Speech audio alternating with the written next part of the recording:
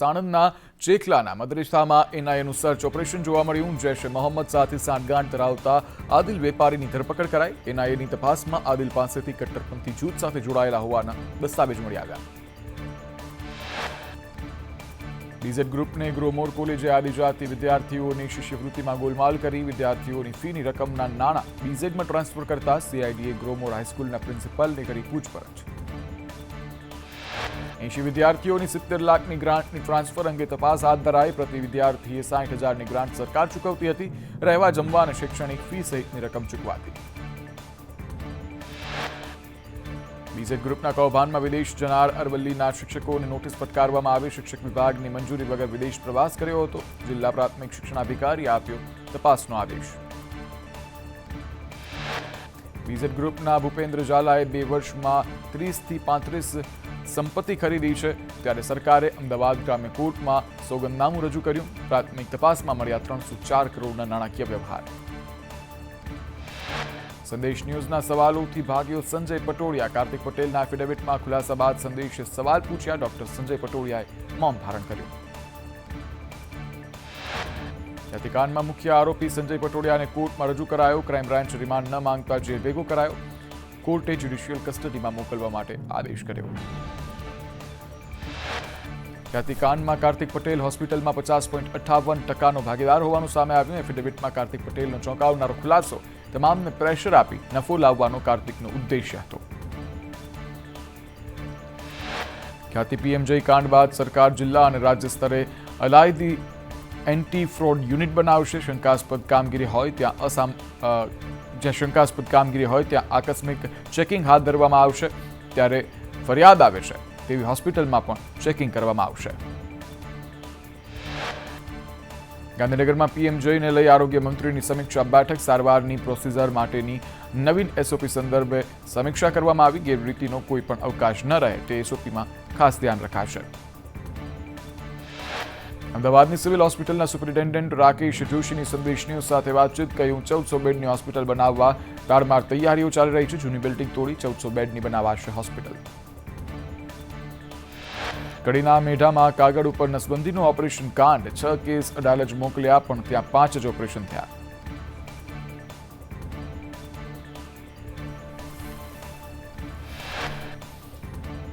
અગાઉ કાગળ ઉપર નસબંધી કાંડ છુપાવવાનો પ્રયાસ કરાયો. કલ્યાણપુરના શ્રમિકનું કાગળ ઉપર નસબંધીનું ઓપરેશન. હવે ઓપરેશન કાંડમાં તાલુકા હેલ્થ ઓફિસર કાર્યવાહી કરશે. વડોદરામાં કોંગ્રેસ કોર્પોરેટરના ભત્રીજાએ માથાકૂટ કરી. જ્યારે મુથુટ ફાઇનાન્સ સાથે લાખોની ઠગાઈ કરી છે. દીપક ભોજવાણીએ 12.71 લાખની ઠગાઈ કરી. કોંગ્રેસ કોર્પોરેટર સુભાષ ભોજવાણીના ભત્રીજા દીપકે ગોલ્ડ લોનના નામે લીધા હતા નાણાં. બનાવટી પાસપોર્ટ બનાવવાના કૌભાંડનો પર્દાફાશ થયો. દ્વારકા સરકારી રેકોર્ડ સાથે ચેડા કરનાર 9 ઝડપાયા. રેકોર્ડ સાથે ચેડા કરી યુકે અને પોર્ટુગલના વિઝા બનાવાયા.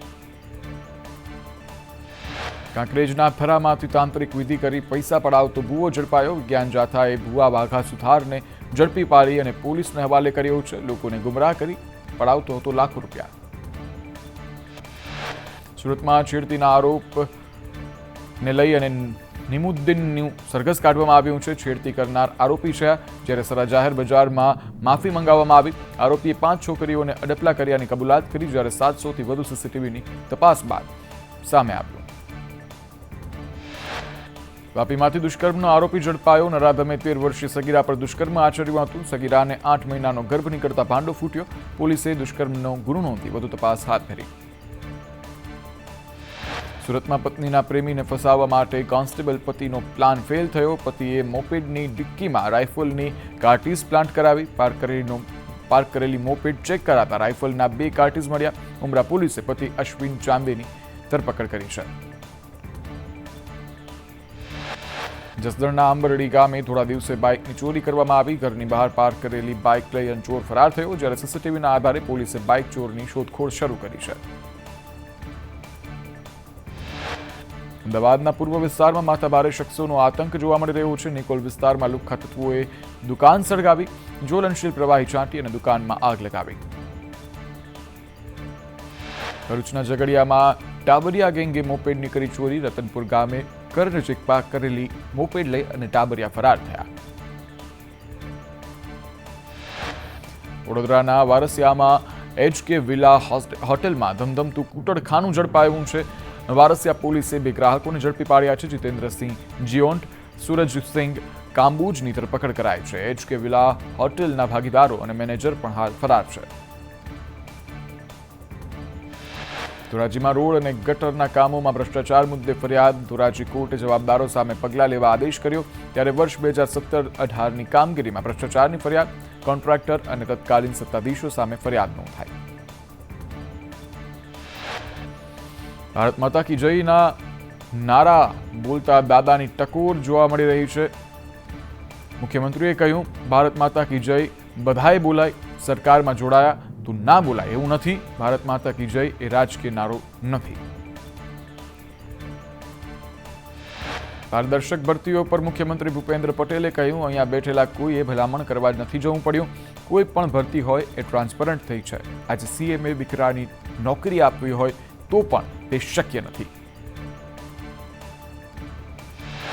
સરકારને 2 વર્ષ પૂર્ણ થવા નિમિત્તે CM ભૂપેન્દ્ર પટેલે પોસ્ટ કરી લોકોનો આભાર માન્યો. 2 વર્ષે લોકોની સુખાકારી માટે કામ કર્યું. રાજ્યની વિકાસ યાત્રામાં સૌનો સાથ મળ્યો. ગરીબ, અન્નદાતા, નારી શક્તિ માટે કામ કર્યું હોવાનું તેઓએ પોસ્ટમાં વાત કરી. CM ભૂપેન્દ્ર પટેલની આગેવાનીમાં સરકારના 2 વર્ષ પૂર્ણ થયા છે. CM ભૂપેન્દ્ર પટેલે અમદાવાદના નરોડામાં શ્રમિક સુવિધા કેન્દ્રનું લોકાર્પણ કર્યું. AMC દ્વારા 1 કરોડના ખર્ચે તૈયાર કરાયું છે આ કેન્દ્ર. શ્રમિક અન્નપૂર્ણા યોજના અંતર્ગત 5 રૂપિયામાં ભોજન મળશે. સુવિધા કેન્દ્રમાં પીવાનું પાણી, ટોયલેટ સહિતની સુવિધા રહેશે. જ્યારે આગામી સમયમાં અમદાવાદમાં 11 શ્રમિક સુવિધા કેન્દ્ર બનશે. રાજકોટમાં CGSTના pride group the one world બિલ્ડરને ત્યાં દરોડા. પ્રાઇડ ગ્રુપના સંચાલક છે Rohit Ravani. The one world ગ્રુપે અનેક પ્રોજેક્ટો બનાવ્યા છે. સત્તાધાર ગાદીના મહંત વિજય બાપુએ કરોડોના ગોટાળાના આરોપ ફગાવ્યા. કહ્યું, ચોક્કસ માણસોએ જગ્યાને બદનામ કરવા એક પેટર્ન તૈયાર કરી છે. આ સંસ્થા 250 વર્ષ જૂની છે. અમારો કોઈ ધંધો નથી કે અમારી કોઈ એવી નીતિ નથી. મહંત વિજય બાપુએ કહ્યું, સરકાર દ્વારા કમિટી બનાવીને સત્તાધાર ગાદીની તપાસ કરવામાં આવે. હું પૂરતો સહયોગ આપવા પણ તૈયાર છું. સીધા અમને ટાર્ગેટ બનાવે એ વ્યાજબી નથી. સત્તાધારની જગ્યા વિવાદમાં આપા ગીગા વંશજના મોટા ભાઈ સવંતે કહ્યું કે નીતિન ચાવડાએ 2 કરોડની માંગણી કરી હતી. પૈસા ન આપ્યા એટલે બદનામ કરી રહ્યા છે. બાપુ પાસે પૈસા પડાવવા 2019થી પત્રો લખી રહ્યા છે. ગોપાલ નમકીનના MD સાથે સંદેશ ન્યૂઝની વાતચીત. ફેક્ટરીના પેકેજિંગ વિભાગમાં સૌ પ્રથમ આગ લાગી. ધુમાડો દેખાતા કર્મચારીઓ તરત જ બહાર નીકળ્યા. જ્યારે ફાયરની ગાડીઓ લગભગ 45 મિનિટ મોડી આવી. ભારે પવનથી આગ ચારે તરફ પ્રસરી ગઈ. આગ કુવીએ લગાવી તેની શંકા નથી. કોઈ આગ લગાવી હોય તેવી કોઈ શંકા નથી. અમારા કર્મચારીઓ અમારા પરિવારના સદસ્ય છે. ફાયર અને અન્ય સેફટી સાધનો હેઠળ ચકાસણી થાય છે. રસ્તામાં બાળકોને જન્મ મુદ્દે MLA ચૈતર વસાવાએ કહ્યું, ગુજરાતમાં વિકાસની મોટી વાતો થાય છે. આ આદિવાસી વિસ્તારની વરવી વાસ્તવિકતા છે. રસ્તા અને આરોગ્યથી આ વિસ્તાર વંચિત છે. નર્મદામાં ગર્ભવતી મહિલાએ ખુલ્લામાં જ બાળકને જન્મ આપ્યો. ચાપટ ગામના ચાપટ ફળિયામાં કોઈ રસ્તો નથી. જેને લઈ જોડીમાં નાખીને ગર્ભવતી મહિલાને લઈ જવામાં આવી રહી હતી. અચાનક પીડા ઉપડતા રસ્તામાં જ બાળકને જન્મ આપ્યો. ઊંઝા APMCમાં ભાજપે મેન્ડેટ જાહેર કર્યું. ભાજપે ખેડૂત વિભાગમાં 10 અને વેપારી વિભાગમાં 4 લોકોને મેન્ડેટ આપ્યું. MLA કિરીટ પટેલને મેન્ડેટ આપવામાં ન આવ્યું. પૂર્વ ધારાસભ્ય નારાયણ પટેલના પૌત્રને મેન્ડેટ અપાયું. અમદાવાદના પ્રહલાદનગર રોડ પર ગેરકાયદે પાર્કિંગ. સીમા હોલની અંદર પાર્કિંગ હોવા છતાં બહાર ગેરકાયદે પાર્કિંગ. વાહનો રોડ પર પાર્ક કરેલા જોવા મળ્યા. થરા નગરપાલિકાને 4 કરોડનું બાકી વીજ બિલ ભરવા નોટિસ ફટકારાઈ. સંકલન મીટિંગમાં વિદ્યુત બોર્ડના ઇજનેરની રજૂઆત. 72 કલાકમાં વીજ બિલ નહીં ભરે તો કનેક્શન કપાશે. તો સ્થાનિક સ્વરાજ્યની ચૂંટણીઓની જાહેરાત થઈ શકે છે. ચૂંટણીઓની જાહેરાત વર્ષ 2025માં થાય તેવી સંભાવના. જ્યારે 12 અને 23 ડિસેમ્બરે પ્રસિદ્ધ થનારી યાદીની તારીખ બદલાશે. જાન્યુઆરી 2025 મુજબ નવી મતદાર યાદી તૈયાર કરાશે. 2 જિલ્લા પંચાયત, 17 તાલુકા પંચાયતની યોજાવાની છે ચૂંટણી. 7000થી વધુ ગ્રામ પંચાયત જ્યારે 76થી વધુ નગરપાલિકામાં ચૂંટણી થવાની છે.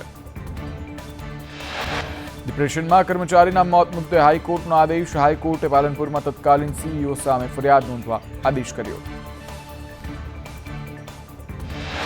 ડભોઈ નગરપાલિકાના પ્રમુખ બિરેન શાહ પર કોંગ્રેસના ગંભીર આક્ષેપ. બિરેન શાહ પર રેતી ખનન માફિયા હોવાનો આક્ષેપ. કાર્યવાહી ન થાય તો કોંગ્રેસ દ્વારા આંદોલનની ચીમકી ઉચ્ચારવામાં આવી.